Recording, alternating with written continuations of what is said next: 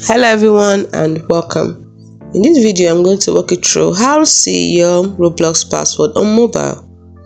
Now first of all, it is actually impossible to see your Roblox password on mobile. You have to use online, as in you have to use your PC. Now this is how you do it. You have to visit the website. This is how you do it. And even when you use the website, Roblox does not provide a way to view your existing password directly. However, if you have forgotten your password, you can reset it through the account recovery process. Here's how you do it.